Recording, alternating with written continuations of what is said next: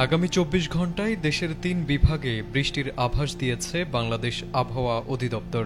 এছাড়া আগামী ৫ দিনের মধ্যে সারা দেশে দিন ও রাতের তাপমাত্রা কমতে পারে বলে জানিয়েছে সংস্থাটি।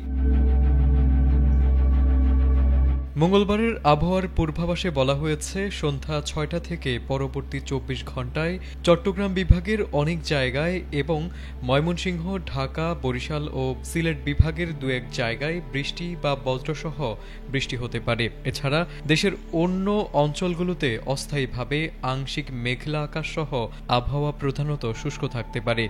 সেই সঙ্গে সারা দেশে রাতের তাপমাত্রা সামান্য বাড়তে পারে এবং দিনের তাপমাত্রা সামান্য কমতে পারে। এছাড়া আগামী কয়েকদিনের আবহাওয়ার পূর্বাভাসে বলা হয়েছে, বুধবার সন্ধ্যা ৬টা থেকে পরবর্তী ২৪ ঘণ্টায় বরিশাল, চট্টগ্রাম, ঢাকা, ময়মনসিংহ ও সিলেট বিভাগের দু-এক জায়গায় বৃষ্টি বা বজ্রসহ বৃষ্টি হতে পারে।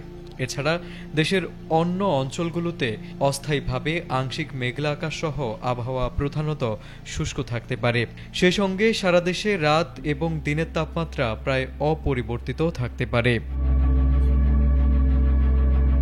বৃহস্পতিবার সন্ধ্যা ৬টা থেকে পরবর্তী ২৪ ঘণ্টায় চট্টগ্রাম বিভাগের দু-এক জায়গায় বৃষ্টি বা বজ্রসহ বৃষ্টি হতে পারে। এছাড়া দেশের অন্যত্র অস্থায়ীভাবে আংশিক মেঘলা আকাশসহ আবহাওয়া প্রধানত শুষ্ক থাকতে পারে। সেই সঙ্গে সারা দেশে রাতের তাপমাত্রা সামান্য কমতে পারে এবং দিনের তাপমাত্রা প্রায় অপরিবর্তিত থাকতে পারে।